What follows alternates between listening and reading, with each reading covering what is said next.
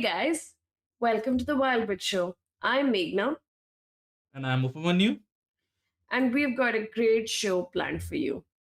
We are obviously going to be talking about our headline topic, which is how major traders are exiting the historic soy pact, making them the bad soy boys. And we're also going to be talking about how Malaysia has lost 20% of its coral reefs in 3 years. We have some more updates and we have some other exciting news. Exciting in the sense news. But oops, what else do we have on the roster? Um, Continuing on the Malaysia conversation, we also have a good story from coming from Malaysia where they have banned e-waste imports. And the other story that we'll be covering is about sharks. Um, sorry, not sorry. I'm a little dazed today as I'm reading wrong. It's about pesticides and it's the direct harm it's causing to wildlife globally. This has been revealed by the study, and as Meghna said, we will be also covering some little bits and pieces of smaller updates as well. Intro.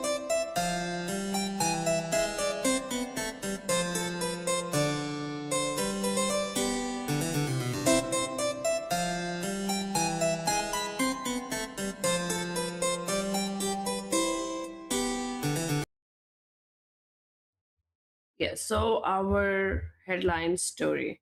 What's happening in the Amazon? Amazon deforestation may rise 30% as major traders exit historic soy pact. This is an article by Mongabe. Major soy traders, Cargill, ADM, and either Bunge or Bunge among them, are withdrawing from the Amazon soy moratorium, a 2 decade agreement to halt soy cultivation on newly deforested Amazon land. This decision, driven by Brazilian Farmers Association, ranchers, and agribusiness linked politicians, could increase Amazon deforestation by 30% by as early as 2045, potentially pushing the rainforest past a critical tipping point. This move follows a new law in Mato Grosso, Brazil's top soy producing state, which penalizes companies adhering to stricter environmental standards than legally required. So imagine that this is the standard, you want to do better than that because you care. I think there's some technical problem on Meghna's end.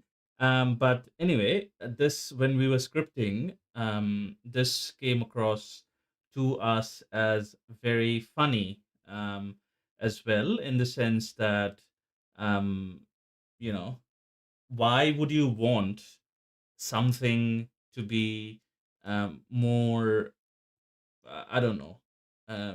If there's a law and people are doing better than that, if there's a limit, if there's a threshold, and um, there are people who are willing and are capable of doing better than that, why not empower them to do that rather than giving them the showing them the law and telling them that this is the minimum requirement. You have to do less than this.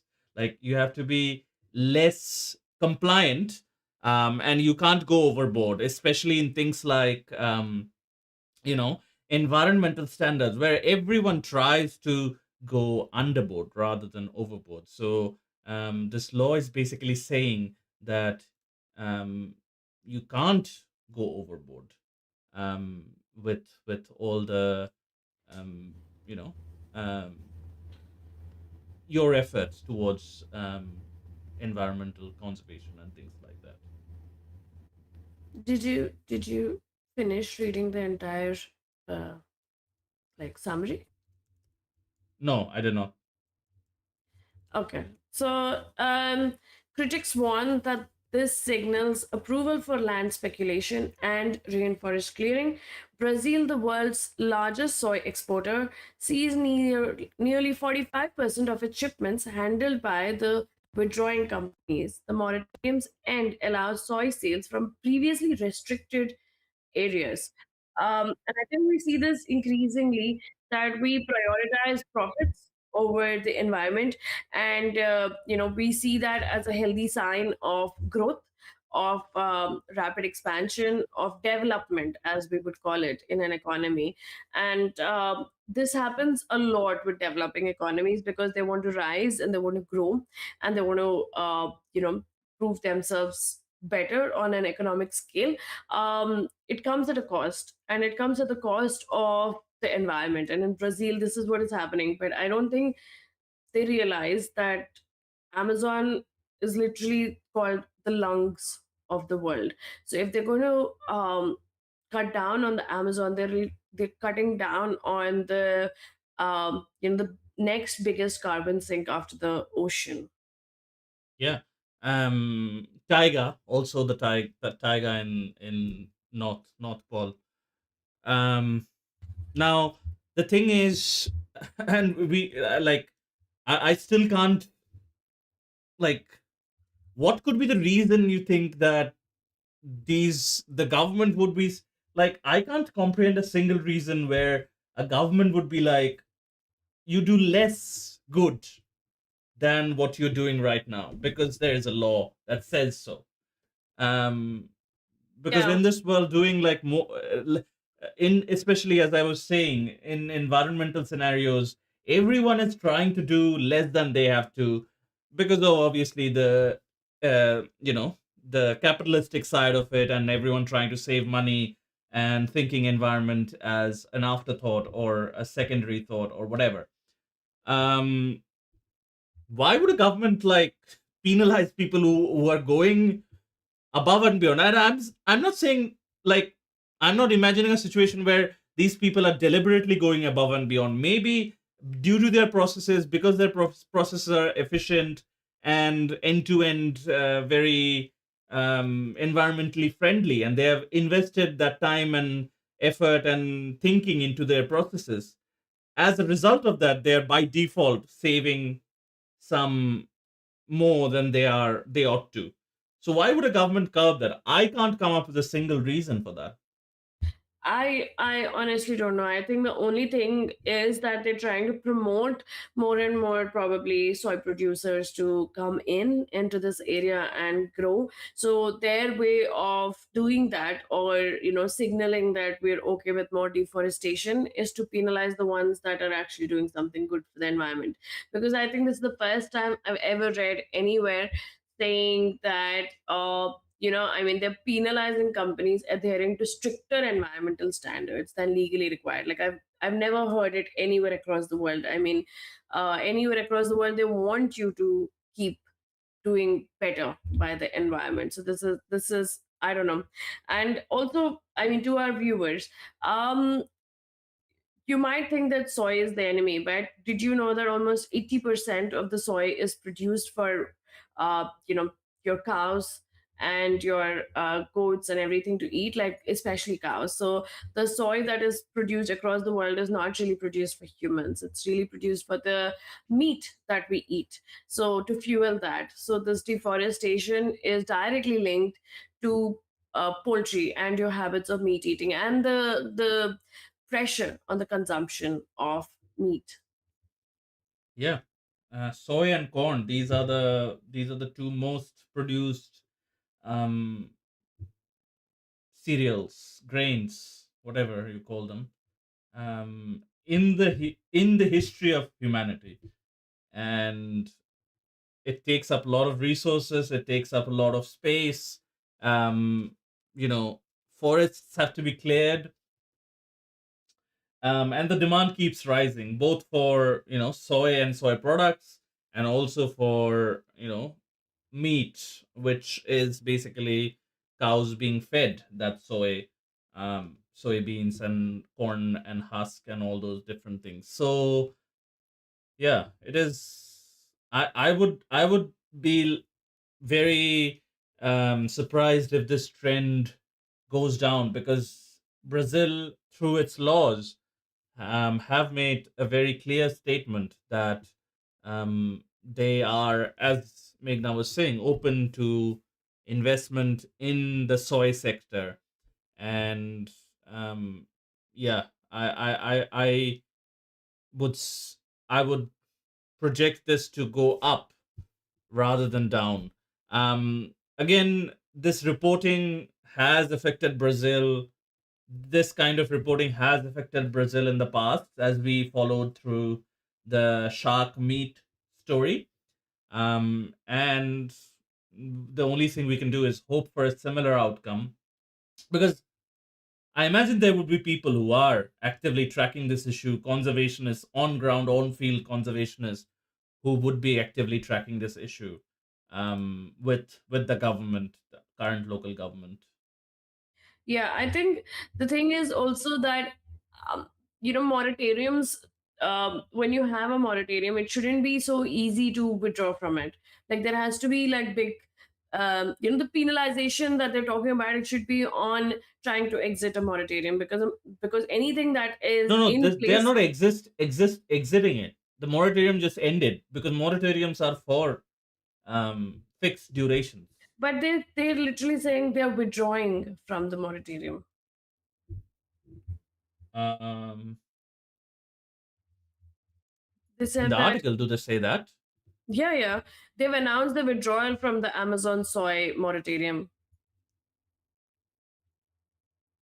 So it's one of the world's most successful zero deforestation agreement, known as the soy moratorium.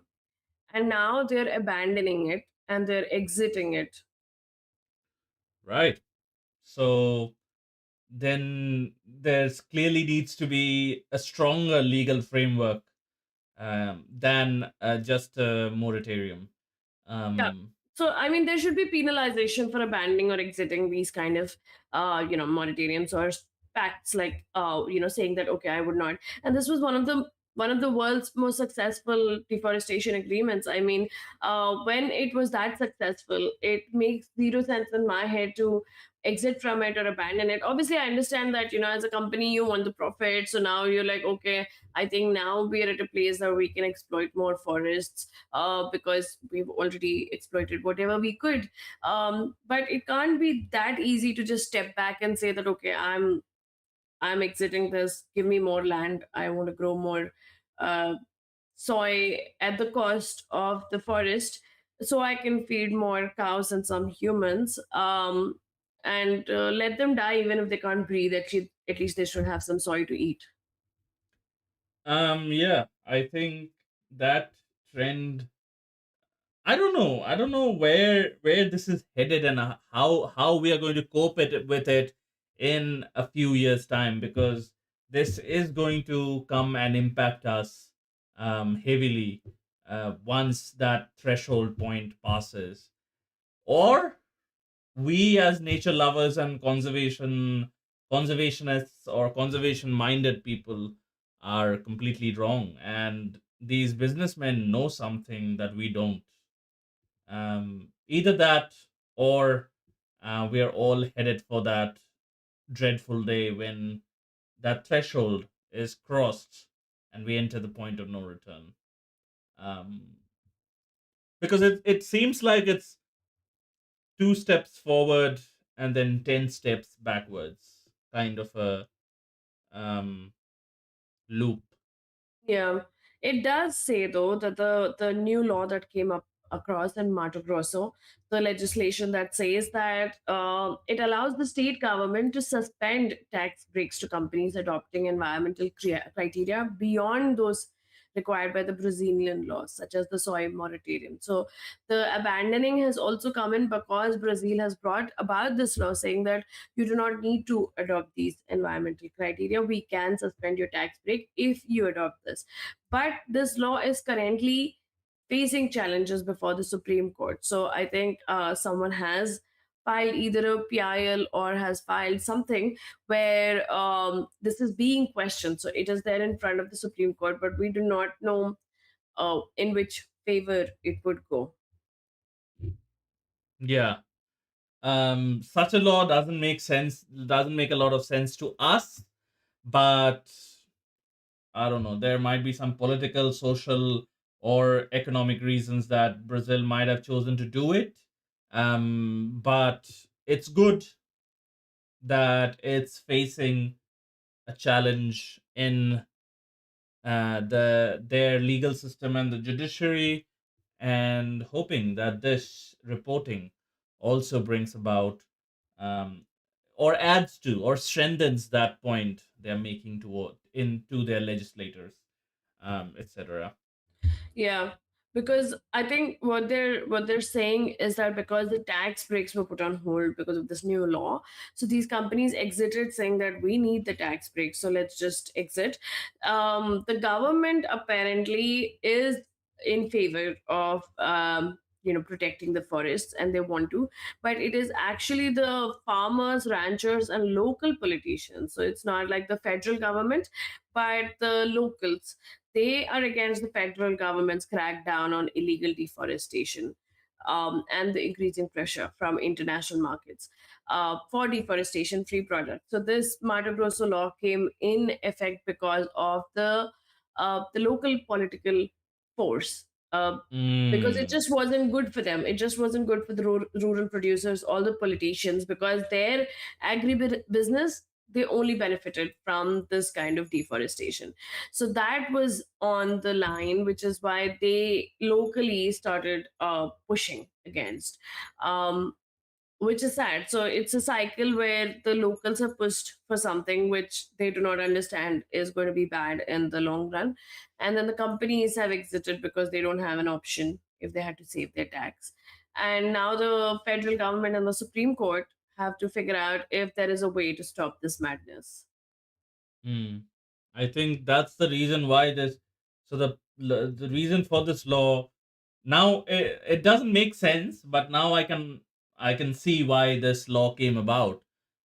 Gives me more context that this was a political move basically to go against the the central government, which is, again, overall it's sad for the Amazon.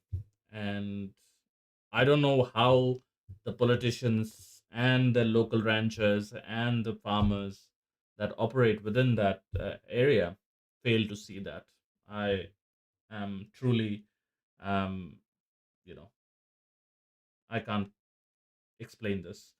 Um, and living so close to this magnificent place, I guess, yeah, no, I was going to say living close to a place which is such magnificent would inspire you to do more, but that often is not the case. Um, as is seen here as well. Um, yeah, soy, corn, and all these large scale farming, I think, comes back, as Meghna was saying, to the meat industry, beef industry in specific. Requires a lot of resources. Sometimes you wonder. Sometimes you wonder. Yeah, and I really don't know what else you can feed the cows. But I think for now, it's a very soy based world for them, where soy and corn is mostly exported or imported by countries for this purpose, so that their cows can be fed. And or it's something to do with the kind of beef it produces, like when the cows eat this, or there's some kind of standard. It must just be like a No, standard. it's just I believe it's just economics, where it's just because it's cheap and easy to acquire. That's basically it. Because a cow's natural diet is grass, high quality grass, good quality grass. That is obviously very expensive, both to procure and maintain. So Yeah. this is very cheap. Yeah, I think with grass also you would need to have those kind of lands where you have a lot of grass, as opposed to if you had to get soy and corn, you can just have them in bags and then you can just keep feeding. So you don't need to have that huge space to just let them graze. So I think that Hmm. way the space constraint is not there. But also, I think one of the things that they're saying in the article is that Brazilian traders may face challenges in reaching large international retailers, though, such as Tesco and Walmart, that have adopted zero deforestation policies. Um, the EU has a uh, EU regulation on deforestation free products. So it bans products originating in areas deforested after 2020. So other countries have bans on importing certain products. And even if the Brazilian, I don't know how they're going to find a loophole through this. Maybe they might actually um, sell the soy that is complying with the regulation to the EU and other places. But they might actually keep the deforested soy within the country. Not sure, but yeah, that is also a pushback that they do have. Look, these corporations can say a bunch of different things, but I don't believe they would adopt anything or stay true to their word when it comes to the profit they're making from those things. So I see it as very unlikely, but at least if they're saying it in their publishing material and in their marketing material, at least there might be, say, 1% truth to the entire thing. But yeah, I don't believe in those claims, because remember how in one of the documentaries, I believe it was The Cove or Seaspiracy, how they were saying a dolphin safe mark meant nothing. um Oh, that way. on Oh, you're saying the EU might have strict laws, but there might be a way of just getting away with it by putting like a small mark.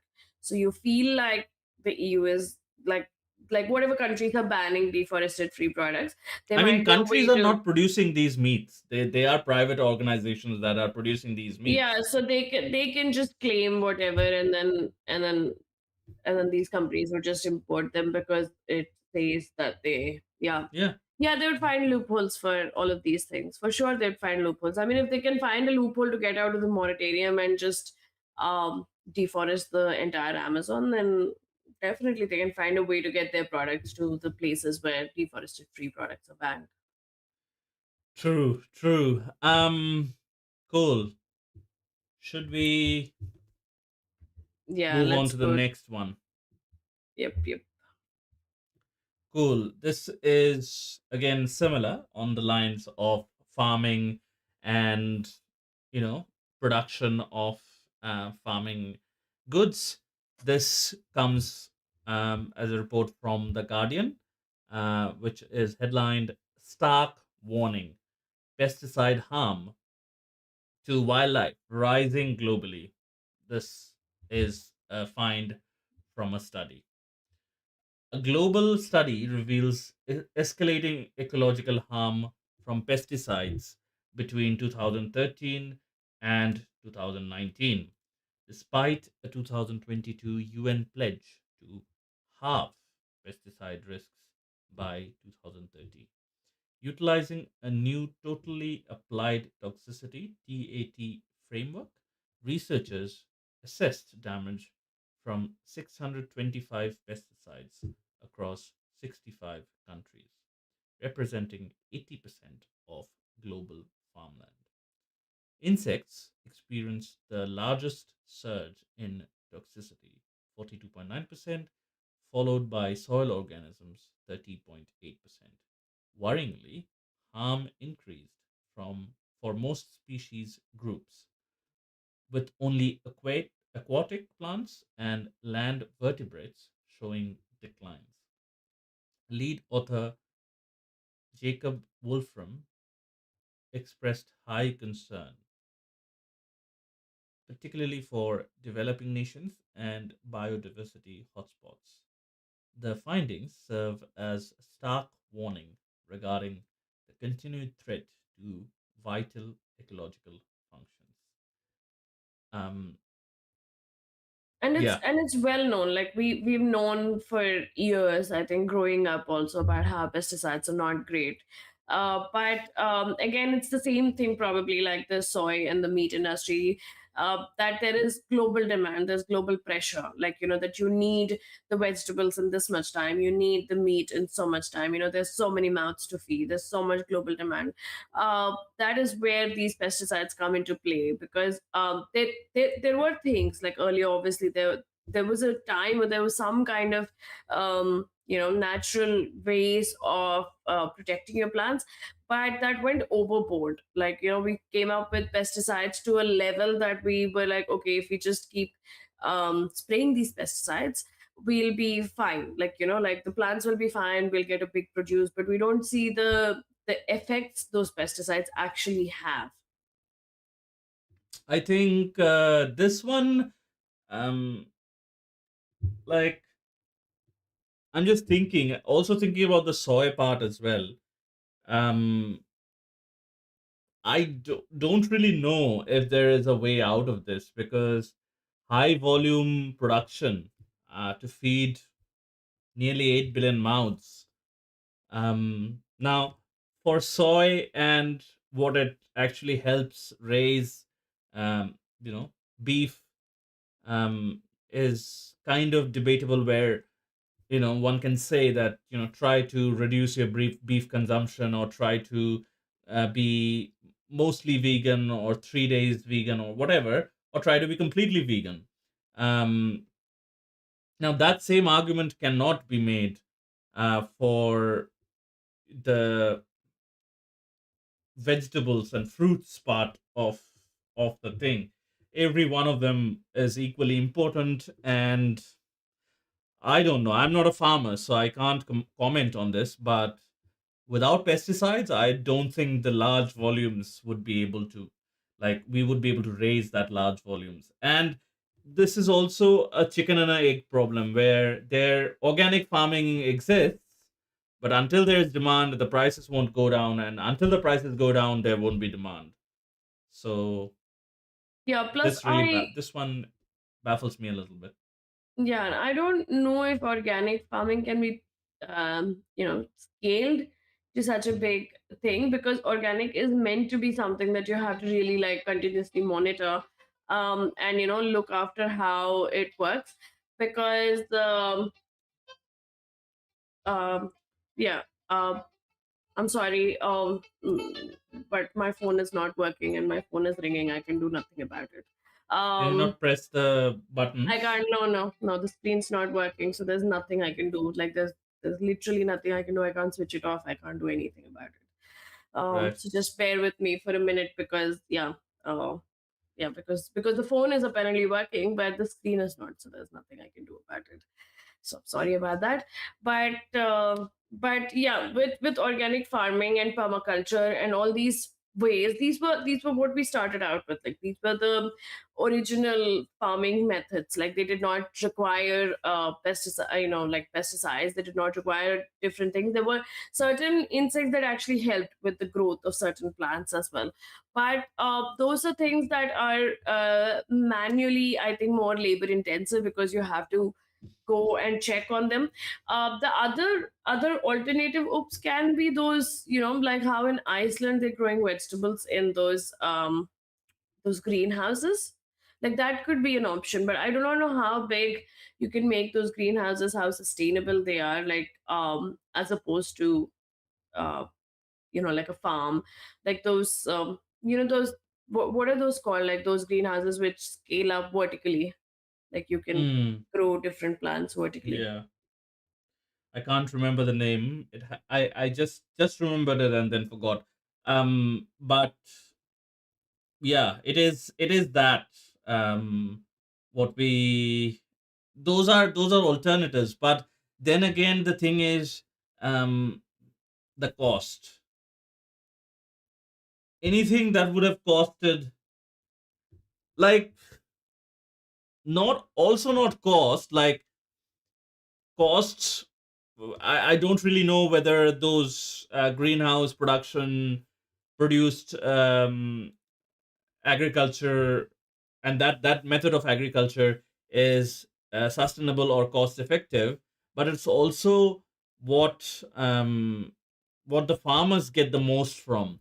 More than the farmers, the people above the farmers who are buying it, what they can get the most from and exploit that system the most. And unfortunately, this system, this toxicide ridden farming system, has been so fixated and it has been so fixturized that every part, every moving part has, yeah, it is a well-oiled machinery. So moving away from it, there will be a lot of backlash from farmers. There'll be a lot of backlash from, the people who are dealing and trading in these particular things. And even if we deal with that, if there's not enough demand, then it'll be really, really difficult to achieve that. And also, like, think about this, like, which if there is an insect found in any of your vegetables or any of your fruits, then I think um, it will be something of a different level. No, you Um, remember while growing up, in fact, it was very normal to find like worms and other kind of insects when you cut a fruit and you knew that certain fruits had insects or certain fruits carried these worms. And then you would actually like just like either place the worm outside or throw away the worm or whatever it was. But there just was cut the always like, piece with the worm. Whatever. what? Stuff the piece with the worm? Cut the piece. Cut the piece that Oh yeah, contained the cut. worm. Yeah, yeah, like cut the piece. So there were these live worms sometimes, just crawling, right? In fact, you remember there was this ad which was really famous when this lady is cutting, I don't know which vegetable, and she sees this worm and she gets really scared, and her son comes in and he takes the worm and then he puts it in a little jar with like a little, he makes a little environment and he names it Pintu. So it talks about how different people look at the same thing differently. So like he embraces the worm. So it was very normal when we were growing up, but now you don't see, like, everything is very shiny. There's nothing that is actually real anymore, like even Mhm. in vegetables, like, because I think the GMO based vegetables have taken over the market, and the genetically modified ones are supposed to be more resistant to a lot of worms, insects, and all of that. So um, it's just a very different way, I think, now, like, because like they would use Mhm. heavy pesticides, plus they would use modified products, like modified seeds to grow these Yeah, that is what I was trying to say. Like, I remember uh, in our childhood as well. Like, there used to be worms, and that was a normal thing, and that was a part of the cleaning process that you had with vegetables. But right now, people don't have the time. We are looking at pre-packed vegetables and pre-cut vegetables, supermarket bought vegetables, and the supermarkets just plain discard vegetables, not even for worms, but just for looking a little, you know, not like the image of a tomato or image of an apple. Um, you know, the popularized version of an apple. If it doesn't fit in that version, then that apple is discarded. And people, I think, if people saw a worm in their thing, it would become a TikTok sensation and everyone will be talking about it. And whichever supermarket they bought it from, that supermarket would face a lot of backlash. So yeah I I think we as a society, we as a people, we are also won't be that tolerant if something like this happened. So, it's again that chicken and egg problem. Yeah, and maybe there might be ways of changing the chemical framework of what pesticides we use, because that might help in reducing the toxicity. There might be, like more environment friendly pesticides, like, or something that does not increase the toxicity in all these insects and of the soil and everything. The problem is that if it leaches into the soil, it leaches into these insects. They're part of the framework and the hierarchy, right? Like, so the birds would feed on the insects, there would be other animals that feed on the birds, there would be animals that feed directly on the soil. So if this is leaching into like nearby areas and everything, it goes up the hierarchy. Eventually, obviously, it ends up in our stomach through some or the other hierarchy. And that we do not understand, that these kind of pesticides and the toxicity, that when it's increasing in other organisms, it is going to come back to us. I actually liked what you mentioned briefly before, GMO. Hmm. If we can take GMO to a level where we don't require pesticides anymore and all these things are naturally resistant, I don't know if that is possible. So I'm speaking on my toes here and just thinking out loud. But if that's possible, that I think would be a very good win win solution for everyone involved. But I think GMO plants come with its own kinds of what would you say? But Not it won't affect the environment. Yeah, but it lacks a lot of it's not naturally how it is supposed to be. So even when you grow those plants and the kind of interaction it has with the organisms and everything, it's very different. And the kind of taste and look and everything is very different to what normal non-GMO plants look like. It might be something that could be scaled and effectively can be used, but at the same time, I think, oops, we've reached this place where we're 8 billion people. No matter what we do, we're going to hurt the environment. Like, like if we're going to deforest more for soy, we're hurting the environment. If we're going to spray more pesticides, we're hurting the environment. And when we're hurting the environment, we're hurting ourselves, because we don't want to call ourselves part of the environment, but we very much are. In the end, it comes back to us. All of this comes back to us.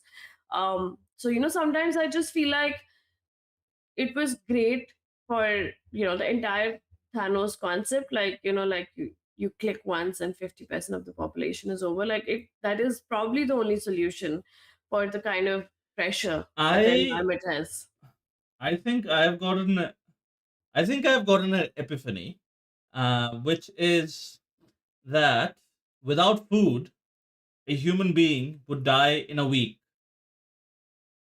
But without a little bit more of the Amazon, the human race would die maybe in 100 years. So I Yeah. think it will be never possible to reconcile that 1 week versus 100 years in the collective minds of all humans. Yeah, So I think what you yeah. yeah, that urgency, I think it is very very hard to convey that urgency. That is absolutely true. Like, anything that is not urgent will not go, into people's heads. So it's the same thing with pollution. Like, here in Delhi NCR, where I stay, the pollution levels are skyrocketing, but people don't care because you cannot see the direct effects very soon.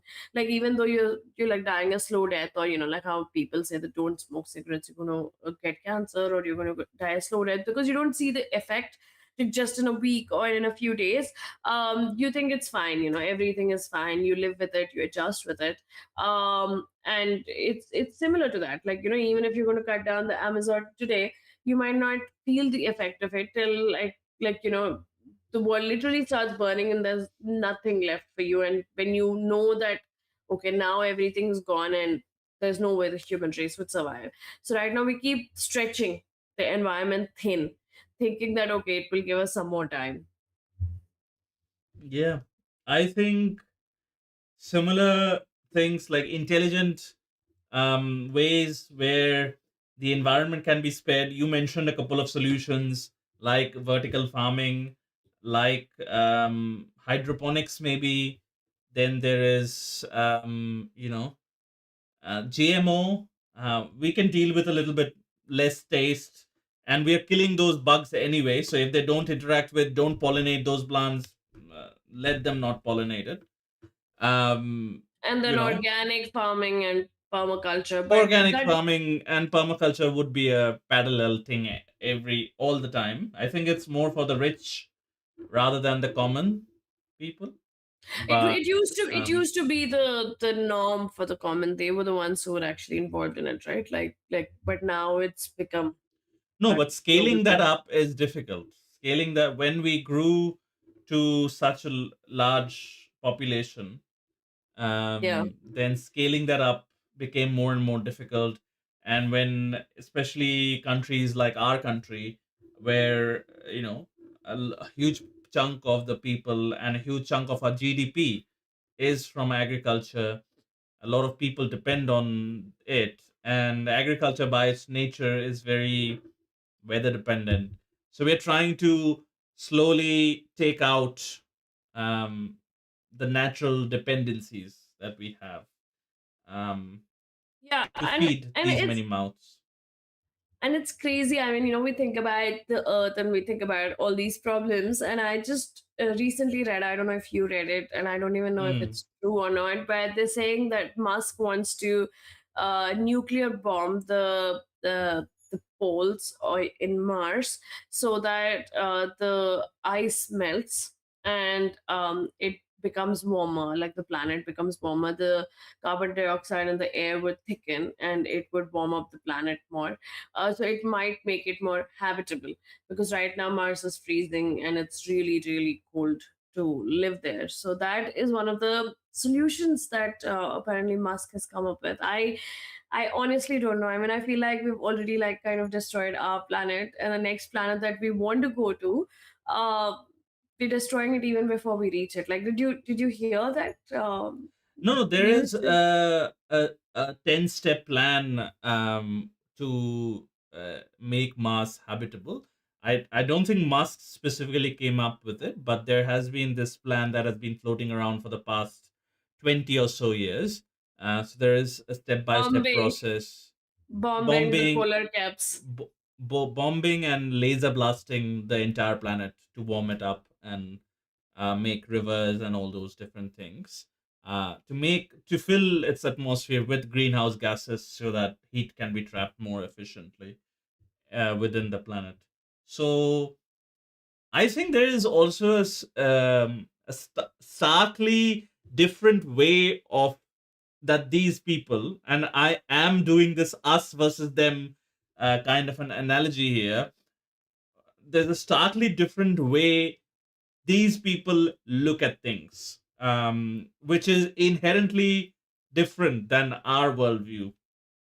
The worldview there, and I think I sit somewhere in the middle, more maybe more towards the um, you know conservationistic worldview, but I also see the expandist and the colonist worldview as well, where we are colonizing different territories and different planets, and this is just a vessel for us to, um, I don't know, be I mean, happy. no, I honestly feel like, there's this one Earth that we've destroyed or we're destroying in the process of, completely, I don't know. But I just think we should let Mars be. Like, whatever it's doing, I don't know what exists there or doesn't exist there, because we don't have a lot of data. But we Hmm. should just let the other planets be. And we've already seen that we cannot take care of this planet, that we're not capable No, enough but to that actually. is what I'm saying. That their worldview is that, like, what we'll achieve by taking care of it. Like, that's their worldview. What will we achieve So, by taking so care of it? so you're saying their worldview is that, oh, if the earth is burning and Yeah, I'm not able to live here anymore, I should yeah, just leave the earth and go somewhere else instead of trying to reverse that damage. correct. That definitely has to be. Otherwise, I have no explanation why people would But do that. that but that is literally because of you. Like, I mean, like us, like as a human species. I Yeah, mean, like yeah, we're the ones destroying the earth, and then finally when it gets destroyed, we're like, yeah, fine, okay, bye bye, I'll go somewhere else because I can't live with you anymore. But that is because of us. So but how to that's how humans are. Like anything gets too hard, we just quit that and start new. But tell me this, if you've already destroyed one planet, then you're going to go and destroy more planets. You're not going to like have a place to stay at all, and somehow the species would be wiped out because of this, because we cannot sustain on even one single planet, right? Like, Yeah, isn't that the takeaway, that if we have destroyed one planet, there is no guarantee we won't destroy more? Like, yeah. how is So escaping a there solution? in their worldview, it is that we'll colonize another. When we are done with that, we'll colonize another. When we are done with that, we'll colonize another. That is the worldview, basically. And do you think we're anywhere close to colonizing other planets? Because I honestly don't think. I think we'll be wiped out on this Earth before we get to another planet. I I mean, have read the plan to colonize Mars, and it sounds doable. That is what I'll say. To me, wait, wait. So we've not gone back to the moon after the yeah. the famous Apollo mission, Hmm. and people have not been able to reach there. Like, like the people who went in 1969, was it 1969? Yeah, Nobody's 90s. gone in the Yeah, last. 60s. Yeah, so it's been 50 years and nobody's gone to the moon. But you Yeah. are confident that before we destroy the Earth in the next, let's say, in the next 80 years, we would have a solid plan to get to Mars. We already have a plan. That is the thing. We already have a plan, and it just remains to be seen whether that plan can be executed. To me, the plan sounds executable, but only time can tell. And you think bombing another planet and warming it up will not have long term consequences when we start living there? If we start living there. Let me put it as if. Like, I mean, here on the Earth, everything that we have changed, it's actually changed for the worse. So Yeah, you think I mean, anything that we modify there we will won't actually know change? until we do it. That is the thing. We won't know until we do it. And if it comes to that, then I don't think any government, like everyone, would prioritize their survival over everyone. And like this will be Earth will be the place for the less privileged, basically. People like us, where we can't afford that trip to Mars. Or even That if would we can, it is an egalitarian kind of worldview that these people possess. true, but you're saying that the less than 5% of the world would be able to go then, like less than 5%, right? Who would be Less than actually five able to. percent and the lesser privileged, who are, again, desperate enough to be brought into a new kind of space slavery, let's call it. Space slavery? I don't know. I honestly don't feel like it. Like, Interplanetary slavery, whatever. I don't know. I don't think you or me would be alive to see the destruction of this planet. I mean, we're alive to see whatever destruction is going on right now. But I think, and I honestly think that there is no way that we'd be able to reach Mars. We would all kill ourselves, like in some way, like we will go extinct before we reach Mars. I honestly feel that. Well, let's see if the couple of missions that are lined up in the next few years to bring humans to Mars um, actually succeeds. And if that does, then we can probably think about the next step. But anyway, um, I think there exists a couple of solutions to this problem that we talked about: greenhouse farming, and then hydroponics, and then there is GMO, using more GMO, um, and using less pesticides. Because introducing harmful chemicals, I don't think it can be good for anyone. Like even humans. So yeah, let's see if, because there has been a rise of these methods that Meghna mentioned, and we will sort of not follow this particular story, but we'll follow this. We'll all go through this shift in general as more and more people of the general public start becoming aware of these issues. Um, there has been a study where it says that Gen Z and Gen Alpha is more conscious towards these issues. Um, so yeah, let us. It is a waiting game basically. Um, but anyway, Yeah. I think that is all we had to say about this particular area. Yep. We can probably move on. Yeah, let's move on to the next topic. I think before we do the Malaysia related topic, we can do a couple of um, updates and um, Mm, yep, different species discovery.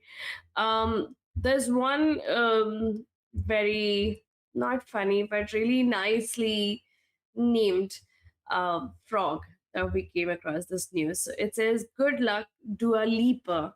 So like Dua Lipa, but this is called Leaper. So Leaper. So good luck, Dua Lipa. Scientists return frogs wiped out by fungal disease to wild.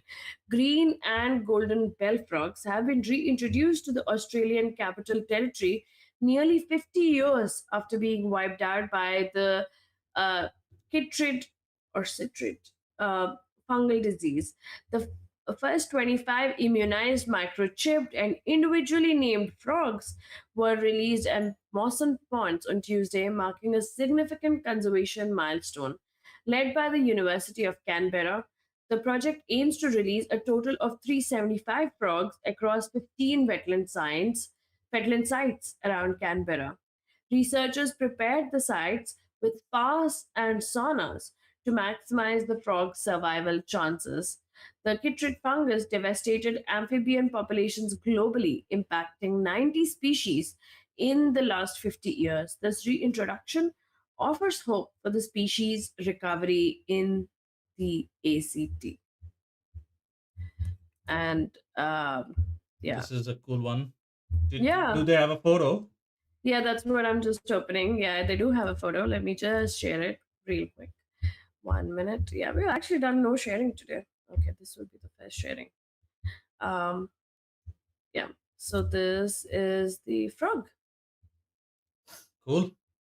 Yeah, it's one of the frogs. It's the green and golden bell frogs. Yeah. Yeah, they're called Dua Lipa. I think that's the this is some of the the spa and saunas that they're talking about. They're showing the frog in the environment, but I think yeah, I think they have like little ponds that have the spa and sauna kind of system. That's the Mm, frog in there. Yeah, that's pretty much the story. But that's nice to know that I mean, obviously there would be a niche for these kind of species in the environment that they used to exist in, so they should be able to blend back into that environment. So let's see how this Dua Lipa succeeds. true. Um, there is another update from the story we did last time. This is from the Guardian as well. Parents of Piper James visit Kigari to farewell daughter and walk where she last walked as Dingo Cull continues. The parents of Canadian backpacker Piper James have arrived in Brisbane, beginning an emotional journey to Kigari, Fraser Island, to farewell their daughter and walk where she last walked. Piper was found dead near the SS Maheno wreck on January 19th after a solo swim.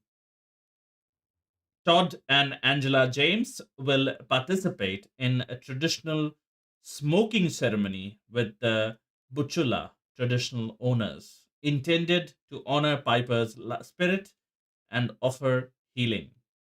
The ceremony is a significant cultural protocol for the community. The visit comes amidst ongoing debate and a dingo cull following Piper's death, raising questions about coexistence between tourists and wildlife on the island. The James family intends to return Piper's remains to Canada following the ceremony. Um, Good that the parents are coping with it. Well, they could voice their thoughts on the dingo cull and what they think about it, but I think they're in grief too much right now to, comment on that or have any thoughts on that. But it's good that they're dealing and they have found a way to you know deal with that grief and reconnect with their daughter's spirit, um, reconnect with their daughter spiritually in some way, which shall give them some closure, I believe.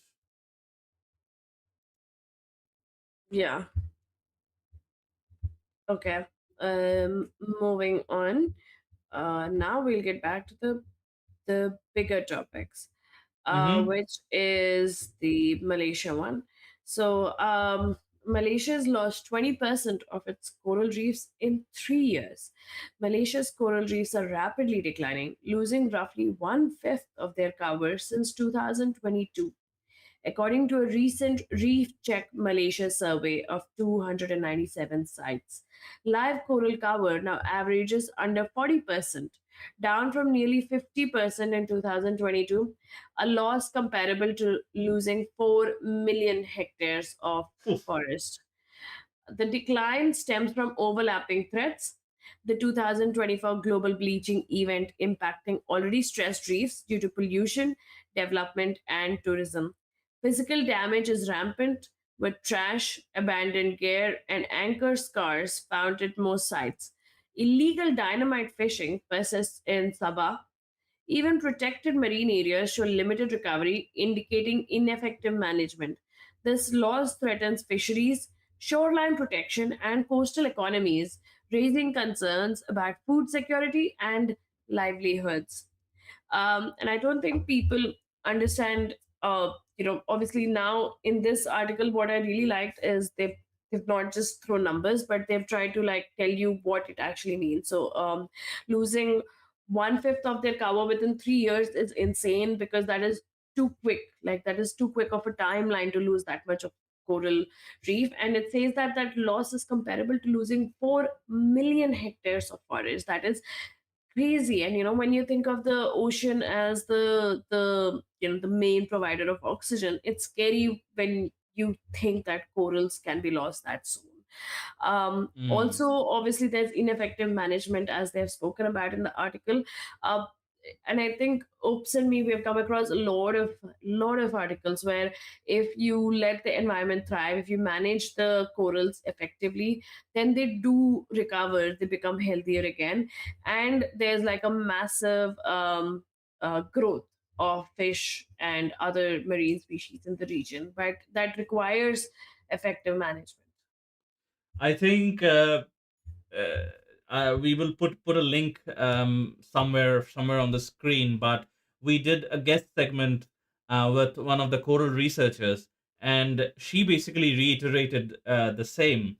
And her research was about even a certain kind of coral is um, changing their biology, and it kind of I kind of see that as a very last ditch effort by these corals to fight back. So imagine if we give them space, if we have certain minor changes. I think during COVID, we proved that even the most tiniest amount of changes in the shipping times, in the shipping paths and the kind of pollution the ships emit, and trying to control that and having checks on that can impact the sea so much. Within those 18 or so hours, nature kind of recuperated with the absence of human activity on the oceans, especially the oceans. I think it's the matter of making small changes which would impact us, which would impact our bottom lines a little bit, but it would mean a lot to, and it would not mean a lot, but the impact on the environment and the ecosystems would be very visible. I think that. I think that is pretty true. Yeah, I think there are like so many examples of even that place like Fifi, near Phuket, like not Fifi. What are those islands? The ones where a lot of movies were shot. Was it Fifi only? Where mm, where there's this I have no one. clue. No, so there's this one place where because of over tourism they had to close down because the corals had gone for a loss. Everything had gone for a loss. So they just stopped tourism, and now there's like regulated tourism, like very less boats allowed and everything. So it has brought the sharks back, like Hmm. the nursery of the sharks back. It's brought back life to the corals.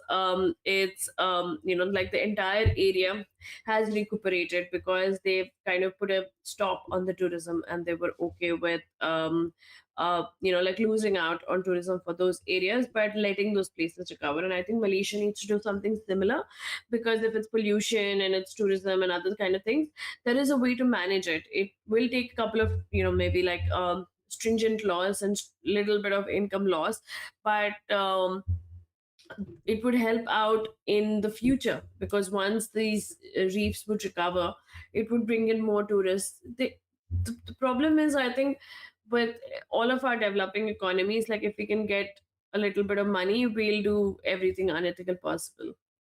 I mean, we can't just blame the developing economies. As we'll soon see in the next news we cover, the developed economies are the same, basically the same. They are. Um, They're just to true. play, and they try. The developed economies try to dump all their problems to these developing economies, taking advantage of their capitalistic superiority, if you will. Yeah, I mean, I feel like obviously the developed economies are the ones that um, contribute the most towards environmental harm, but at the same time there are also some, they're more effective in kind of managing, like the kind of laws that they put in. And the so if they had to really stop a problem, or they had to like control a problem, or they had to effectively manage it, they would do a better job than developing countries. They wouldn't Yeah, go. because their companies, their organizations would just dump that toxic waste or whatever they're creating to these developing nations. That's how they will manage the problems. Because once a toxic thing is created, there's no way you can just click a finger and make it vanish, make it go away. That True, has to be true. dealt with somehow. True, but here it's not about toxic waste, it's much about tourism and management. And I think most developed countries, actually, it's weird, but I think because developing countries are also cheaper, there's like some more and more tourists that like come to the developing countries as opposed to the developed countries, because of the cost and everything else that you have to see. So there is more tourism burden also on developing countries. True, true. Um, and I particularly found the anchor scars to be especially gashing, because I would think, at least while anchoring your boat or ship, you would be aware, because now ships have these mechanisms, the scanners, and all these different sensors, that enables a ship to scan the ocean floor and all these different things. I would think that at least while anchoring, you would choose a spot where there is no corals. But no, it's like, the kind of boats that you're talking about are probably like big ships. Like what they're talking probably about is a lot of boats like that take the tourists out for snorkeling, and they take the tourists out for just, taking people out to just see. So these boats, they don't know, they go from experience. But it is possible that because there are no norms and no strict regulations about protecting the corals, that they can just drop their anchor anywhere. If there were stricter laws, I'm sure that the local fishermen know where not to drop the anchor Yeah, line. I think it is an easy solution because someone who ventures into the sea, as you said, regularly will know where these corals are. And even if they don't know, it's just a matter of jumping in the water and doing a quick check. If there are if there are any corals in absence of any sensors, just use the human eye and do a quick sense check before dropping the anchor. Um, It's not that easy. Visibility isn't that great everywhere, so you have to actually I take mean, I would go and imagine take. where corals are, the visibility to be decently great. And especially if it's Hmm. for tourism. Yeah, but not Corals necessarily. are generally in shallow reefs. Yeah, but I mean, generally, yes, but it depends on where they're taking and for what purpose they're taking and for where they're anchoring. So it is possible that it's not. But I think the main problem here is the regulation than the boats. Like if the boats were regulated, if they were told that you cannot drop your anchors in these spots, then and there were like stricter checks about it, then probably these boats wouldn't drop their anchors. Because I have been out diving and I've seen how different boats take different precautions. Wherever there's strict regulation, the boats are really careful about dropping their anchors, and they're very careful about where their anchors go in and how they have to pull their anchors out and everything. Yeah. I think there the regulations again, it's I see it as a chicken and egg thing. This I believe this is one thing that you know spoke to me from the article, that can be easily rectified on an individual level. Mm-hmm. Trashing, abandoning gear, or anchoring inside. There must be 10 other sites where you can legally or illegally, you know, um, drop gear or drop anchors. But as fish people or as an ocean people, I would expect better from the skippers and the crew operating on these kinds of tourism boats. Now, dynamite fishing, I've never heard of it. Sounds very dangerous. Sounds very, um, You never heard of you it? know, You know what they do? I have So not. it's actually really sad if you go to these spots as well. So I've I been to mean, one that I of. imagine dynamite when it came in the word. I imagined it would be very devastating. But go on. Yeah, so there are places in Indonesia as well where dynamite fishing used to take place. So when you go underwater and dive in these places, there's just like it's like a graveyard of coral. So they're just like pieces of dead coral all across the floor. Because what they do in these dynamite fishing areas is that they drop a dynamite, they let it blast. So there's like a radius of it, but outside that radius, like basically it there are like a lot of fish that are dead, so then they just scoop out all the fish, and that is how you fish with dynamite fishing. um so it is a Yeah. way to stun and kill a lot of fish, and then like just like drop a net and then get in all these fish. So it was an easier way to do that. But they would drop these, like, I mean, it's not really a dynamite, it's like some kind of thing that explodes underwater. This they never, like, took into account the kind of environmental impact it would have, because they did not realize that the fish that they were trying to collect literally survived on the coral. So if you're going to blast the corals, then you wouldn't have fish later to survive on. So it was something that was very prevalent across, I think, a lot of Southeast Asian countries. It's been banned in a lot of places, but it's really weird that Sabah still has it. So Sabah is the Borneo region, so it's really weird that they still have it there, because there are other areas like Semporna, and there's which area in Malaysia, I forgot. There's this really um, great marine reserve. Um, though those areas are really really protected. um but in Sabah they still have dynamite fishing going on, which is really surprising. Yeah. Um. So I think there is laws, but on an individual level, um, there might be something the sea people um are able to do as well. We have spoken about the negative side of Malaysia, and there is a positive bit of news coming from Malaysia as well. This comes from a report published in Mongabe, where it says Malaysia bans e waste imports, vows to end illegal dumping, which is exactly what we were talking about, which was, you know, laws to protect um, protect these areas. So it says Malaysia has imposed an immediate and complete ban on all electronic waste imports, declaring it will no longer serve as a global dumping ground. This is what we were talking about, like, economically developed nations dumping all their waste on economically, you know, developing nations. The move reclassifies e waste as an absolute prohibition, eliminating previous exemptions granted by the Department of Environment. This decision follows growing concerns from environmental groups regarding the toxic substances lead, mercury, and cadmium found in discarded electronics, which can contaminate land and water. The ban coincides with a corruption investigation involving the Environment Department's Director General and Deputy, accused of abuse of power related to e waste oversight.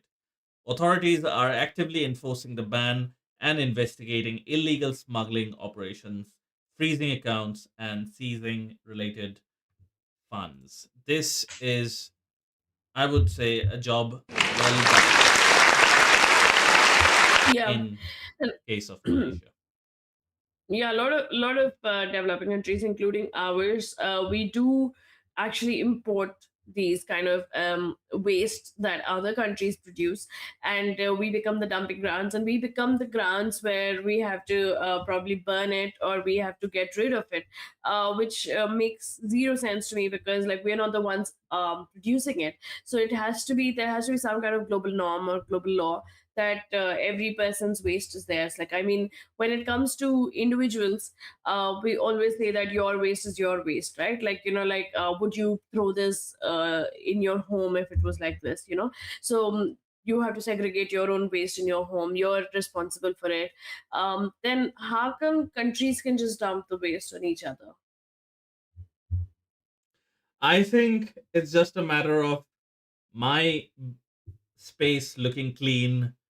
Let me throw all the garbage out into the road, out of my vicinity. It's like stuffing your cupboard with all the, mess in your room, just to make your room look clean. Um, that's the thinking here. I'm pretty sure. Um, but it's good that Malaysia has realized it, because it's not that Malaysia is not creating e-waste. Malaysia themselves will be creating e-waste. Any country on the face of our earth right now will be generating some level of e-waste, and you know they have to deal with their own e-waste, and on top of importing e-waste from developed nations. So it is a question. It is a good move. I'm sure they would let go of a lot of that sector and a lot of money that was involved.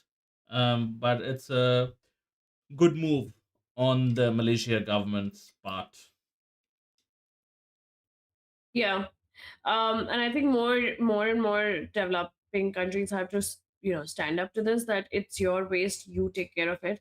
you do whatever you have to, but don't dump it on us. Like, why should we be the ones bearing the the environmental distress that this kind of waste causes? Because you as a developed country chose to cause that waste. So it should just be your responsibility to somehow dispose of. It shouldn't be our responsibility, like the developing countries. True. True. Yeah, I think this is the way of the world. And this pressure on the developing nations, because they have the resources for research and development, would, I believe, it would, you know, force them to make some provisions and inventions that would be better, that would better the state of this issue in general. Better ways, efficient ways to deal with e-waste, or creating electronic products which do not turn into e-waste as frequently as they do currently. um Yeah, I think the thing is also, oops, a lot of these trade deals when they happen, like, I mean, the recent trade deal I was reading, that we actually, it's part of the trade deal. So if you want like the bigger deals, um so the developing countries would be like, okay, I'll give you all of this, and this is like a fair deal, but you have to also take this waste as well. So it's one of those things mm, that come as an ancillary product. So you kind of have to say yes, because you as a developing country cannot have the upper hand in deciding these kind of things, because you know that there are 90, excuse me, there are 90 good things coming out of a deal. So mm, there would be like the 10% of whatever things, other things that would come. And most countries cannot take these kind of stands. So it's really great that Malaysia has taken this stand. And I hope in the wake of Malaysia, other developing countries do the same. True. That's a really good thought. um what do we want to do next, Meghna? I think we'll do a little bit of back to updates, then the bigger news first. Mhm. Um, so we actually started with a moratorium story, and there was another moratorium story that is an update. So it says that global moratorium on whaling, a defining moment, turns 40. The 40-year moratorium on commercial whaling, enacted in 1986 by the International Whaling Commission (IWC), is hailed as a pivotal conservation success. Stemming from a 1982 vote, the ban aimed to rescue whale populations decimated by centuries of hunting. While Japan, Norway, and Iceland exploited loopholes to continue whaling, most nations adhered to the moratorium, contributing to whale recovery. Initially a whalers club formed in 1946, the IWC now comprises of 88 members focused on whale and dolphin conservation. Despite lacking enforcement power, a 2014 International Court of Justice ruling against Japan's Antarctic whaling demonstrated international pressure can be effective. The moratorium's passage represents a defining moment for the IWC and a crucial step in protecting these magnificent creatures. So, on one hand, we have the soy moratorium where people are trying to exit because of the changing laws. And on the other hand, we actually have a global moratorium on whaling, which still stands true and is actually putting pressure on the countries that have been exploiting these loopholes. Two sides, Mm. same word, uh, moratorium that exists. So if you want, you can actually stick to it and you can see the effect. So we've brought the whales back because as humans we came together, we said we do not need to whale, we do not need what the whales are offering. We need to protect them. That is more important. Yeah. I particularly don't like the idea of a moratorium. It can be very effective in the short term, but if that is the norm, then it is very easy to get out of, because Moratorium, by definition, is a temporary prohibition of an activity. Temporary being the key word there. So that is why it is so easy to get out of a moratorium, like Japan, Norway, and other countries have done. I think it's only Japan right now, but it is very easy to get out of a moratorium. There, the world deserves a more stricter framework for these kinds of issues, not just a moratorium. That is my That view. no, I completely agree with that. But I think a moratorium is a starting point. There has to be more enforcement.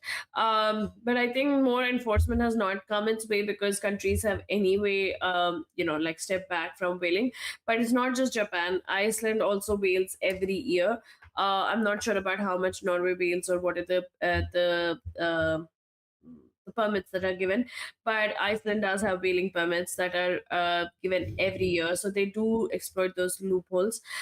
This was actually one of my deciding factors to go to Iceland. Like there were, I think, for the last 2 3 years, there's been some kind of ban on whaling. I'm not sure if that has resumed, but I just didn't want to go to a country that was supporting this kind of thing. It's the same with Faroe Islands and their Grinder trap, because it makes zero sense to do such kind of things where things like the entire country, like the entire world has banned it, but you still want to go ahead and do this. Yeah, no, my problem with the with moratoriums is that it is hanging by a thread, and it is on a whim of any country, that this can change. But I would not take away from the fact that all of the nations that used to whale, 88 members, um, they are focused on the conservation side of things now for the last 40 years. That is a great win for global cooperation and global partnership. And we talked about this extensively in one of our previous episodes, that wouldn't it be great if we could replicate this success for other issues. But unfortunately, I think this was a uniquely placed issue, uniquely, marketed and uniquely talked about issue, which is reaping its benefits even after 40 years. So, great job on that. All the different countries that do adhere by the moratorium. Yeah. um yeah, I mean I mean there should be probably better enforcement for countries that are finding loopholes. So now, because it's been 40 years, they can actually have like a proper pact or a legally binding contract, so that countries don't go astray. But still, there are most countries are not going astray. For the countries that do go, there should probably be better legal frameworks. But it's still great that the whaling has always been a success story. The anti-whaling has been a success story, and we can see the whales thriving in the wild. Yeah, that is a great update and a very heartwarming update as well. Um, let's see. Which one do you want to do next, Meghna? You want me to do something, or do you want to give like I mean, choose one? one. We can. Anyone can do it. Why don't you do the polar bears? Ah, yes, that one was a good one as well. And I like National Geographic covering National Geographic reports because they always will have great, great Photos. pictures. Yeah. Um, So sharing something. This is obviously a polar bear, and it's looking straight ahead at you. This is a great sight. Now let me first just read out the snippet. This comes from National Geographic, as I said. It is titled "These Polar Bears Are Getting Fatter as Sea Ice Melts. What's going on?" And this is a finding, this is a research. And as is with all the research, we do try very hard to get in touch with the researchers and try and bring them into the show. But for now, the snippet reads: a new study offers a surprising glimmer of hope for polar bears in Svalbard, Norway. Despite sea ice declining twice as fast in the Barents Sea. Compared to other habitats, the local polar bear population has remained stable and even increased in body fat since 1987. So, this is obviously a long term study. Researchers analyzed data from 770 adult bears, so it is not a small sample size by any means, measuring body size and chest circumference, expecting to find declining health. Instead, they observe the bears getting fatter. This suggests that the Svalbard bears have adapted to changing conditions, potentially by accessing alternative food sources. While not a universal solution, this finding highlights the potential for some polar bear populations to demonstrate resilience in the face of climate change's impacts on their icy environment. And the question we pose here is, could this localized success offer adaptable strategies for polar bear conservations uh, amidst climate change? What are your thoughts, Meghna? Yeah, I think I honestly don't know what the getting fatter means. If it is good, it is bad. Is it a way for the bears to actually want to just eat more because they you know how they said that when we were hunter gatherers we would come across a fig tree, we would like really just stuff ourselves because we do not know when we would get the next sweet treat or something like that. So I don't know if there is more food sources that are available, or is this a way of them trying to kind of stock up because they do not know how much food they're going to get come across. But it's still heartening to know that the polar bears are getting fatter. It is a positive story as a whole because the sea ice is melting, but they're still adapting to whatever sources of food that they can get. And I think many an animal, whether we like it or not, many animals will need to do the same thing, because this sea ice will keep on melting. This is another photo from the article. This you know beautifully represents the kind of environment these bears are living in. Fragmented sea ice, this would have been their hunting ground at one point in the history. Whole sea ice. And for those of you who don't know, polar bears are very good hunters on sea ice. They would smell their prey from above, and they would make these holes in the sea ice and just go under and catch their prey from those fishing holes almost. Seals being one of their favorite preys. So this picture beautifully demonstrates the habitat change and the climate change, how it's affecting and impacting the polar bear specifically. Yeah, they're also saying that because polar bears specifically actually hunt on the sea ice or between the floes, and go and hunt different kind of marine mammals and other kind of things. When the sea ice is actually receding and the sea ice is melting, they're spending more time on land. And on land, the energy expenditure isn't as much as they would spend in the sea.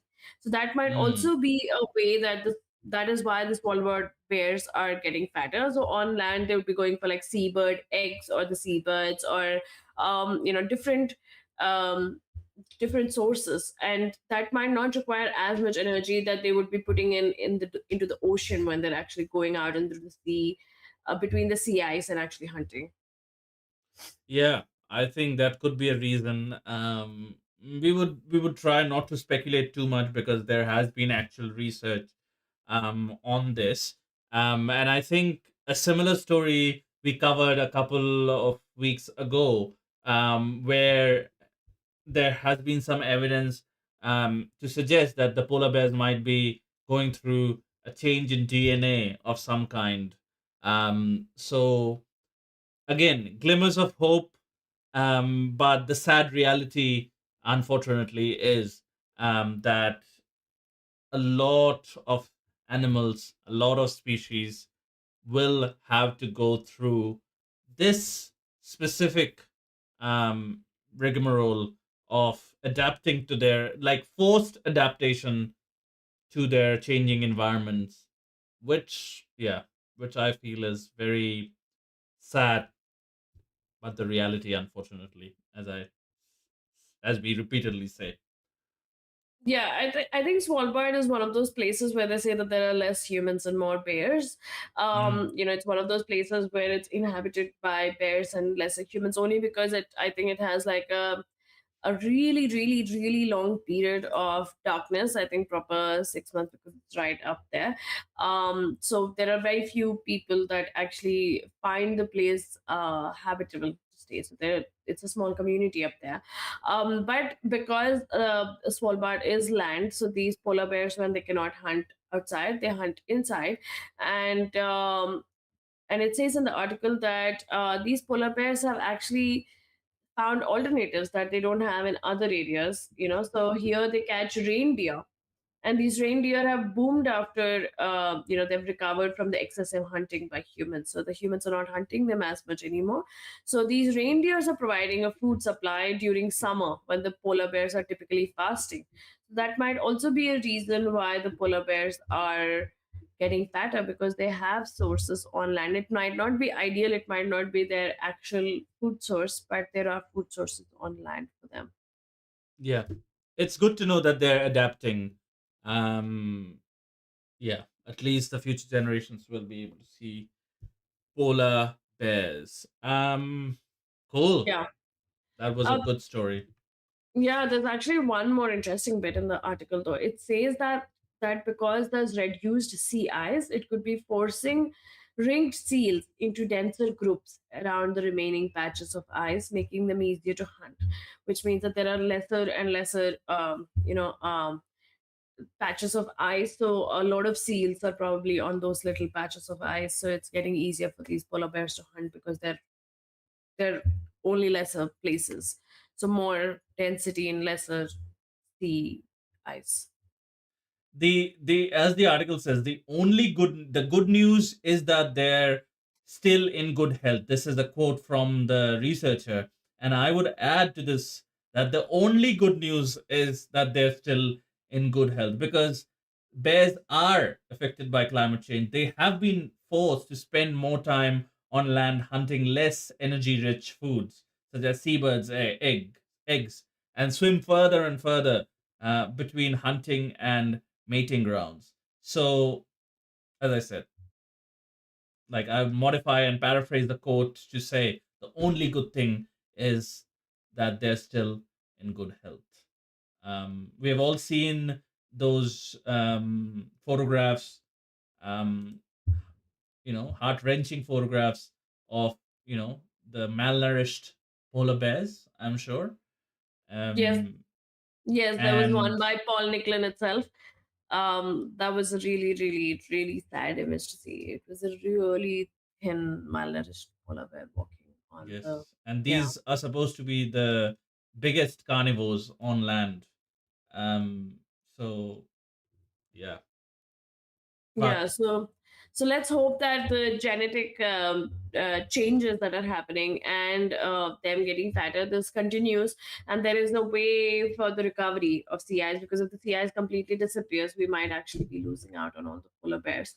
So let's hope that we can do better, and we I don't mean, it actually would be lose out. naive to think there would be like a way to recover sea ice, but definitely there is a way to prevent it from degrading more.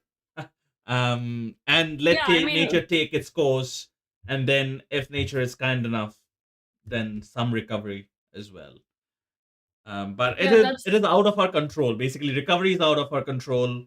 The only thing we can do is reduce consumption to enable, you know, I, sort of enable no further damage. yeah. I mean, that's what I meant. I meant that if we could just protect somehow, because it's not like the way the polar caps are melting. It's really really quick at the moment. So let's hope that that we continue seeing polar bears. Yes, true, true, true, true. Cool. We might have time for a few more topics to go through them. Yeah, Um, let me just choose one. Um, yeah, I think I'll do the So it mm, says agave or bust. Mexican long-nosed bats head farther north in search of sweet nectar.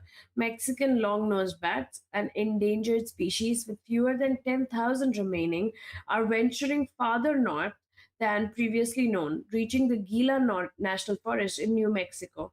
Driven by drought conditions in their traditional feeding grounds like New Mexico's Bootheel, the bats are seeking healthy agave plants, their primary nectar source, further afield.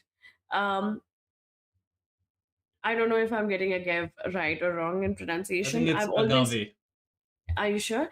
Could be, because I mean, I've always only read about it. Like, so it's supposed to be like a maple syrup alternative in a lot of food, like recipes that you would make. So, yeah, it could be agave. Research, including DNA evidence from agave plants and hummingbird feeders, revealed they're traveling up to 100 miles beyond known roosts. This extended journey, adding nights to their migration, highlights the need for desert grassland restoration on both sides of the US Mexico border. Conservationists emphasize this is crucial for the bat's survival and the continued pollination of agaves, both slow breeding species.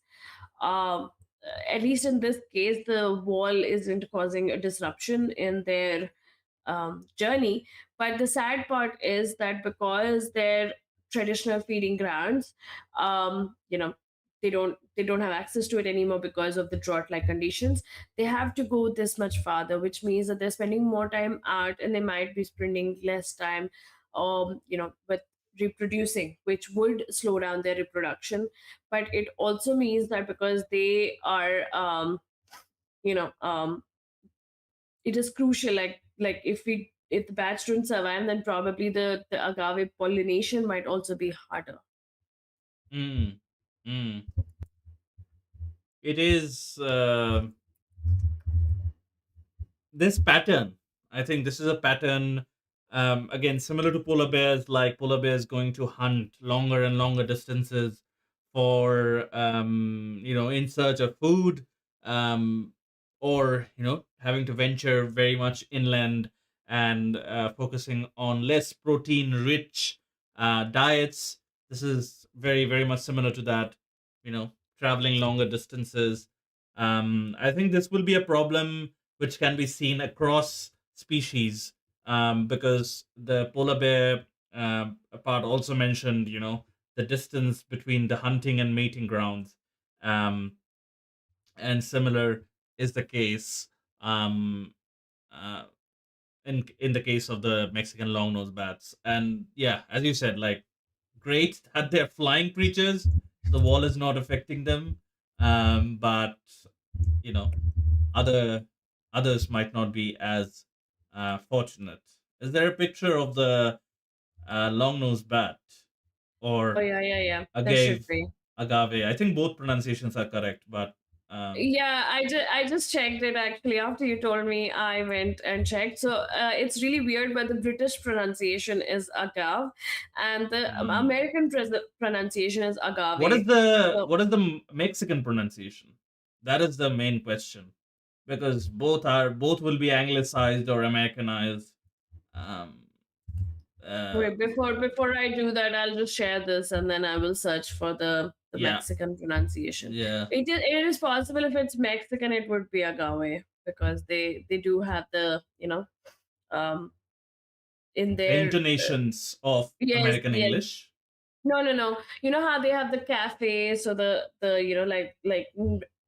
like Oh, generally in the Mexican, the right, right, Spanish right. way, yeah, the Spanish Mhm. way of Oh, whatever they you'd been would call. learning Spanish. Yeah, you'd be able to tell me. Yeah, I don't know. The agave has not come by in the lessons yet. right. Um, but here, this is the bat. This is the long-nosed bat, and they are the main pollinators of the agave or agave plant.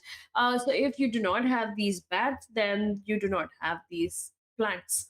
So you Mm, wouldn't have more agave. And I mean, it's not used a lot in this side of the world, like where we stay, like in Delhi. I mean, in India, or I don't know. Does it? Is there a lot of agave used in New Zealand? Would you know? I have no clue. Yeah, so it's not very popular out here, but I have been seeing a growth and like a trend in the popularity of agave because I've seen it used in so many recipes, and it's used as a replacement for honey or maple syrup. I do not know how Right. sweet or how different it tastes. Yes, but if Is you it do not is have, it like health wise? Is it nutritionally better than uh, maple syrup or sugar? I'm not sure if I it is think it. better. Is maple healthier than honey? Let's see. Oh, sorry, not maple. Is agave healthier? Yeah, if it's Healthier. nutritionally better, then it is bound to gain some popularity. But another thing we can't, uh, you know, reiterate this and emphasize this enough for everyone who thinks plants automatically grow fruits or plants automatically produce the paths we eat. They do not. Without pollinators, the whole agriculture industry would just be done and nothing would grow, no fruits, no vegetables, nothing. So if you're one of those people who used to think that plants just randomly produce the parts of them that we eat, or they just randomly produce fruits, then give this video a thumbs up and share it with someone who still thinks that plants just randomly grow these things rather than intentionally after pollination is when they bear fruit or vegetables. Anyway, Yeah, Meghna, continue. yeah, and I think we generally associate like honeybees and insects or Mm, smaller like birds or something like that with pollination. We don't ever like kind of like associate bats with pollinating. Like when we think mm. of bats, we only think of caves and we think of them as like hunting, and we don't necessarily think Maybe of fruit maybe bats. We the don't think of the. Dracula Yeah, we think of vampire everything negative. Yeah, we think bloodsucker. of. Yes, yes, like I think with the wolves that like how Leocardia spoke in the last episode. Yeah, It's similar yes. with bats. Like they've always been villainized. Like they've never been shown in a positive light. And these are nectar feeding bats. So like one of my favorite things to do is to show people a fruit bat eating a banana. So there's like this bat conservation center. There's this really cute video on YouTube. They have the bat trapped in this little bundle, like of a towel, and the bat is eating a banana that someone's feeding, and it literally looks like a dog feeding on it. It's really Yeah. cute. So that I show that video to change people's perception on bats. So in this case, this particular plant, like agave plants, they're primarily pollinated at night by these nectar feeding bats. So Right. we don't realize how much importance every insect or every creature has. In this case, if the bats are not there, we're going to lose out on one of the nectar species. Like we're going to lose out on agave plants. So that it's really important that their environments are restored, so they don't have to go that far away and their reproduction cycles not put to threat. Yeah, true. Absolutely true. I think thanks to Bram Stoker and Dracula, we have a very negative image of bats, as Meghna was saying. I, up till a certain point, used to think bats only drink blood and nothing else. Their only food source is bloods. While there are bats that do drink blood, human blood included. Um, they are vampire bats, but that is just one species because blood is not very nutrition rich. And that bat too has to go through a lot of digestive processes to actually able to digest the blood they drink. Most species of bats survive on fruits or small insects and things like that. Yeah. Um, Also, it's really interesting, but there, like blue agave is one of the plants that is required for tequila to be refined. So you wow. need bats for your tequila. So Right. yeah. So if you do not have bats, you wouldn't actually be doing those tequila shots that you do when you go to a bar. Something to put into perspective, like, I mean, that they are the Yeah. pollinators and they are indirectly responsible for the tequila that you drink. Oh, 100%, 100%. Yeah, that is a great comparison actually. Like, you know, even if you think about plants and fruits and vegetables, nobody would ever make that comparison very um you know, yeah, without Readily. help, very Yeah, readily, right? and I mean, we don't really, like, when we think of alcohol, we don't really think of the source that it comes from. Mm, But when you think of the source, then you're like, oh yeah, it all comes from some kind of plant, like, like vodka is from right. potatoes, or wine is from grapes, or I mean, wine is still in your face, like you go to vineyards and everything. But a lot of other refined alcohols, you do not know what it comes from. So this is quite interesting to know that you actually need bats to make your tequila. So that's Right. a fun fact for you guys, that that you figured out today. But oops, do you want to do anything else, like, quickly, or should we, like, start Um the? Yeah, I think today's show will be a little shorter because we started a little bit late. But I think there's this whale shark story that we could probably end on. Sure. This is a report from Mongabe again, where it's titled "Whale Sharks Released from Nets Along Along India's Coast as Fishers Turn Rescuers." Along India's western Arabian Sea coast, whale sharks are transitioning from hunted animals to rescued creatures thanks to the efforts of local fishers and the Wildlife Trust of India. Once targeted for their oil and meat, over 1,000 whale sharks have been freed from accidental entanglement in fishing nets since 2001. That is a great feat. WTI, that is the Wildlife Trust of India, has educated fishing communities and trained fishers in safe disentanglement techniques, even offering compensation for damaged nets. A recent rescue near Tiruvananthapuram saw fishers prioritizing the life of a trapped whale shark over their own potential income loss, carefully cutting away the net with WTI guidance.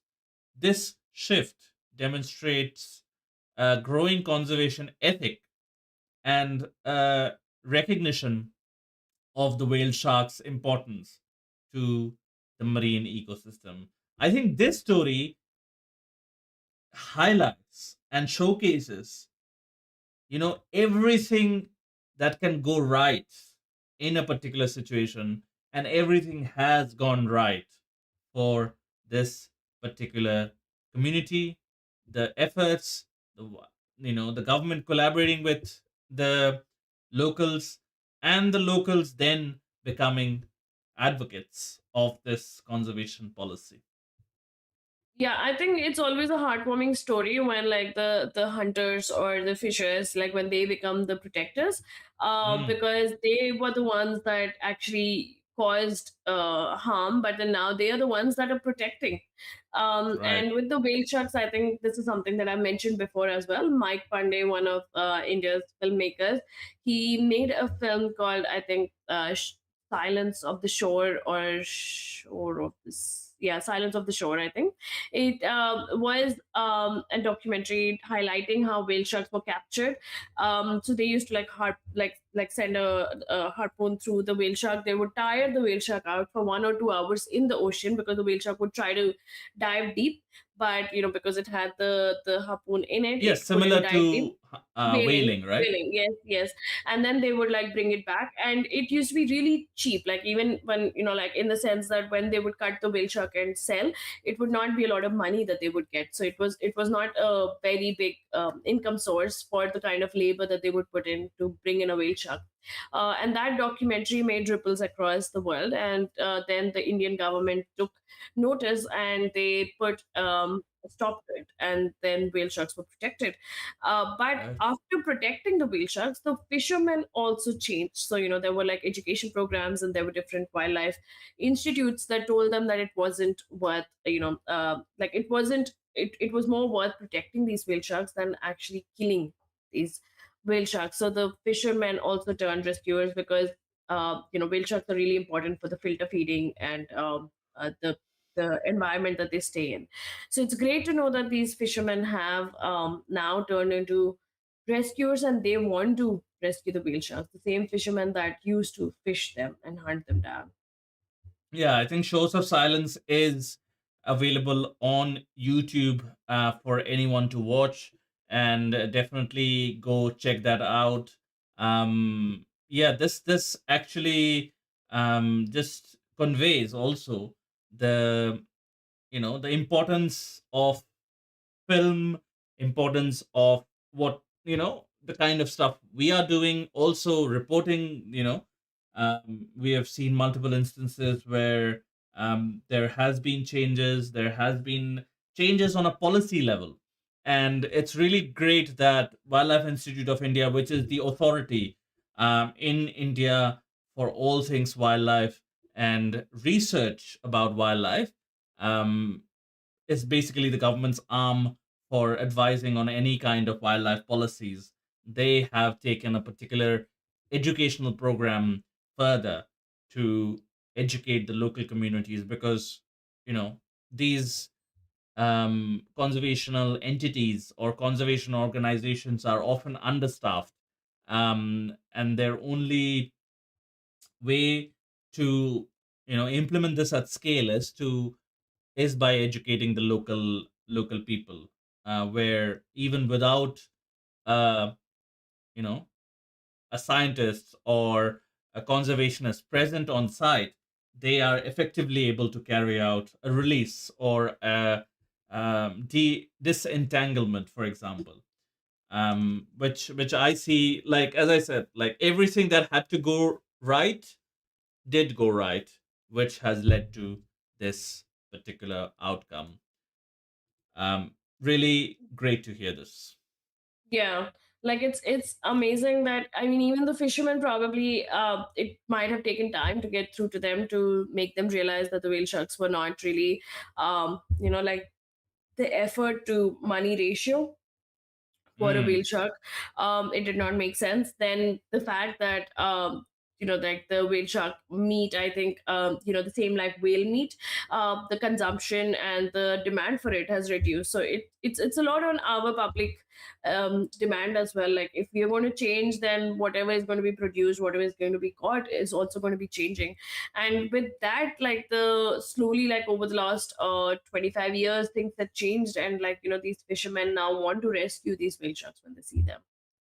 yeah, beautiful image on your screens of um group of fishermen, just pushing this whale shark back into the sea. There you go. Now the whale shark is turned, and they're still pushing it out of the shallow waters towards you know more deeper waters. Um, it's really great. I think there was video that was circulating on Facebook a couple of weeks ago as well, where it was another group of fishermen disentangling a whale shark, and you know releasing it back into the ocean. The other photo that is there in this report, and I like very much, is this educational program in schools. This is, I think, really, really important in these kinds of scenarios where you are, raising the next generation, they're raising the younger generation with these values at their very formative years. This 99% of the time ensures that when these young people grow up to be adults, they imbibe that same kind of value and advocate for the same issues and morals that they picked up as children. I feel this is another great outcome of this whole.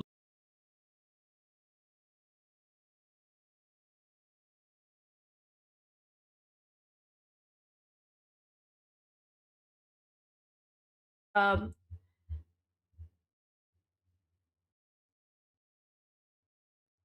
yeah. Yeah, I think like educating children is obviously very, very, very important. So this is a great way that the fishermen that have turned rescuers, even the children, will protect the environment. It's always necessary for us to imbibe this in the future generations. It's great that we can end on something that is such a positive story, and yeah. So